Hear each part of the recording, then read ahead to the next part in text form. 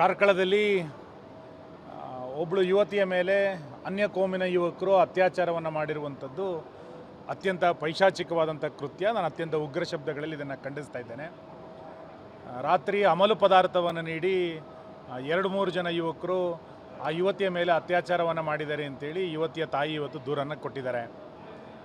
ನನಗನ್ಸುತ್ತೆ ಇದು ಮೇಲ್ನೋಟಕ್ಕೆ 2 ಜನರ ಬಂಧನ ಆಗಿದ್ದರೂ ಕೂಡ ಪೊಲೀಸ್ ಇಲಾಖೆ ಒಂದು ದಿಟ್ಟ ಕ್ರಮವನ್ನು ಈ ಘಟನೆ ಹಿನ್ನೆಲೆಯಲ್ಲಿ ಇವತ್ತು ತೆಗೆದುಕೊಳ್ಬೇಕಾಗಿದೆ. ನಾಗರಿಕ ಸಮಾಜ ಇದನ್ನು ಯಾವುದೇ ಕಾರಣಕ್ಕೂ ಒಪ್ಕೊಳ್ಳುವಂಥ ಪ್ರಶ್ನೆ ಇಲ್ಲ, ಒಪ್ಕೊಳ್ಳಿಕ್ಕೆ ಸಾಧ್ಯನೇ ಇಲ್ಲ. ಹಿಂದೂ ಯುವತಿಯರನ್ನು ಗುರಿಯಾಗಿ ಇಟ್ಟುಕೊಂಡು ಈ ರೀತಿಯಾದಂಥ ಘಟನೆಗಳು ಮತ್ತೆ ಮತ್ತೆ ಪುನರಾವರ್ತನೆ ಆಗ್ತಾ ಇರುವಂಥದ್ದು ಅತ್ಯಂತ ಆತಂಕಕ್ಕೀಡಾಗಿರುವಂಥ ಸಂಗತಿ.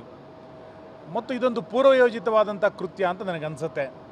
ಯಾಕೆಂದರೆ ಅಮಲು ಪದಾರ್ಥವನ್ನು ಖರೀದಿ ಮಾಡಿರುವಂಥದ್ದು, ಯುವತಿಯನ್ನು ಸಂಜೆ ಮಾತಾಡಿಸಿ ಆಕೆಯನ್ನು ಕಾರಿನ ಮುಖಾಂತರ ಅಪಹರಣವನ್ನು ಮಾಡಿರುವಂಥದ್ದು, ಇವೆಲ್ಲವೂ ಕೂಡ ಯಾರೋ ಒಬ್ಬರು ಇಬ್ಬರಿಂದ ಮಾಡುವಂಥ ಕೃತ್ಯಗಳಲ್ಲ, ಒಂದು ಪೂರ್ವಯೋಜಿತವಾಗಿ ನಡೆದಿದೆ.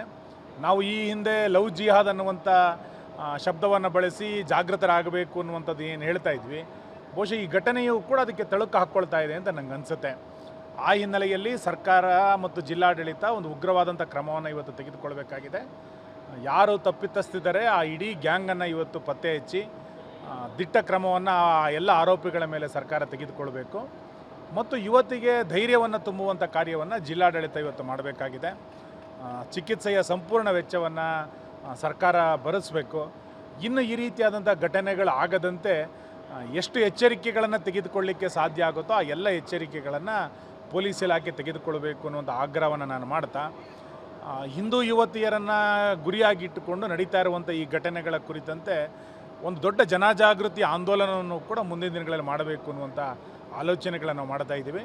ಯಾಕೆ ಅಂತಂದರೆ ನಮ್ಮ ಯುವತಿಯರು ಈ ರೀತಿಯಾದಂಥ ಆಸೆಗೆ ಬಲೆ ಬೀಳುವಂಥದ್ದು, ನಂತರ ದುರಂತಗಳು ಸಂಭವಿಸುವಂಥದ್ದು, ಇದು ಪದೇ ಪದೇ ನಡೀತಾ ಇರುವಂಥದ್ದು ನಮ್ಮ ಸಮಾಜಕ್ಕೆ ಭಾಳ ದೊಡ್ಡ ಪ್ರಮಾಣದ ಆತಂಕದ ವಿಷಯ. ಈ ಹಿನ್ನೆಲೆಯಲ್ಲಿ ಒಂದು ಜನಜಾಗೃತಿಯನ್ನು ಕೂಡ ಮಾಡಬೇಕು. ಲವ್ ಜಿಹಾದಿನ ಕುರಿತಂತೆ ರಾಜ್ಯ ಸರ್ಕಾರ ಭಾಳ ಎಚ್ಚರಿಕೆಯ ಕ್ರಮಗಳನ್ನು ಕೂಡ ಕೈಗೊಳ್ಳಬೇಕು. ನಾವು ಹುಬ್ಬಳ್ಳಿಯ ಘಟನೆ ಆದಾಗಲೂ ಕೂಡ ಸರ್ಕಾರವನ್ನು ಎಚ್ಚರಿಸಿದ್ವಿ, ಬೇರೆ ಬೇರೆ ಜಿಲ್ಲೆಗಳಲ್ಲಿ ಆದಂಥ ಸಂದರ್ಭದಲ್ಲಿ ಎಚ್ಚರಿಸಿತ್ತು. ಇವತ್ತು ದಕ್ಷಿಣ ಕನ್ನಡ ಉಡುಪಿ ಜಿಲ್ಲೆಯಲ್ಲಿ ಮತ್ತೊಂದು ಘಟನೆ ನಡೆದಿದೆ. ಆ ಹಿನ್ನೆಲೆಯಲ್ಲಿ ಸರ್ಕಾರ ದೊಡ್ಡ ಪ್ರಮಾಣದ ಕ್ರಮವನ್ನು ತೆಗೆದುಕೊಳ್ಬೇಕು ಅಂತೇಳಿ ನಾನು ಆಗ್ರಹಿಸ್ತೇನೆ. ಕಾನೂನು ಸುವ್ಯವಸ್ಥೆ ಹದಗೆಟ್ಟಿದೆಯಾ ಅನ್ನೋದು, ಯಾಕಂದ್ರೆ ಪದೇ ಪದೇ ಈ ಥರದ ಘಟನೆಗಳು ನಡೀತಾ ಇದ್ದಾವೆ. ಕಾನೂನು ಸುವ್ಯವಸ್ಥೆ ಹದಗೆಟ್ಟಿರೋದ್ರ ಜೊತೆಯಲ್ಲಿ ಈ ಸರ್ಕಾರ ಬಂದ ನಂತರ ಪೊಲೀಸರ ಬಗ್ಗೆ ಭಯನೇ ಇವತ್ತು ಯಾರಿಗೂ ಕೂಡ ಇಲ್ಲ.